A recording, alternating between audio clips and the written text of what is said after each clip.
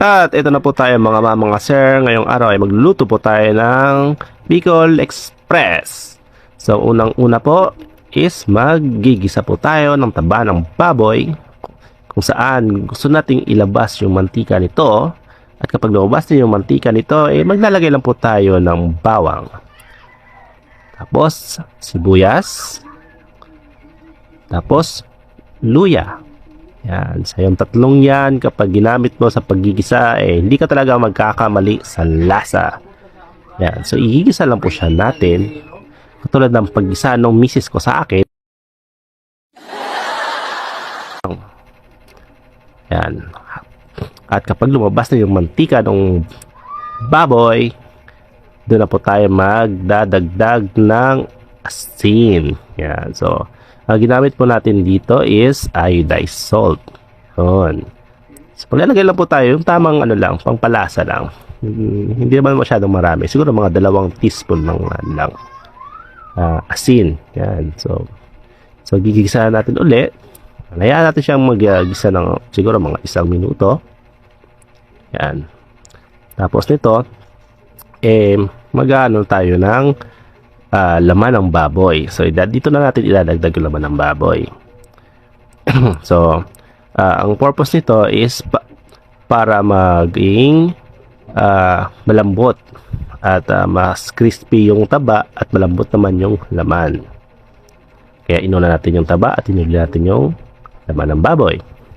At kapag natin, luto na or half cook na, all the way na yung laman ng baboy, is maglalagay na po tayo ng sili.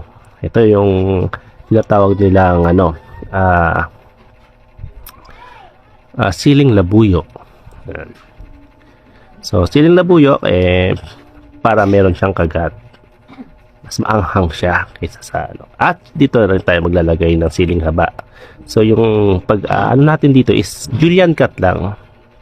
Pahaba lang po yung pag-cut natin sa mga sili para hindi siya ganoon kalaki. At magdadagdag na rin tayo ng bagoong. Yan, ilalagdag natin yung bagoong natin at hayaan po siya nating magmantika. Yung lumabas na yung mantika ng bagoong kasi nandun po yung lasa niya. At kapag nalagay na po natin yung bagoong, idadagdag na po natin yung gata. Yan, so palala lang po kapag naglagay po tayo ng gata, huwag po nating hahaluin. At kapag gumulo na, dyan na po natin ilalagay ang suka. So, idadagdag na rin natin yung ating string beans. Yan. So, haluin po siya natin para ma-incorporate po lahat ng lasa. At mabilis lang po ito. Siguro mga 2 minuto lang or 3 minuto lang. Okay na po siya kasi mabilis na naman po maluto yung string beans natin. So, sa mga gusto pong makakuha ng recipe at gusto pong malaman kung ano po ang ingredients at procedure nito is punta lang po kayo sa aming page. At makikita nyo po doon ang kabuuang video nito. So, yan. Mulo na po siya. And ready to serve na po yan siya.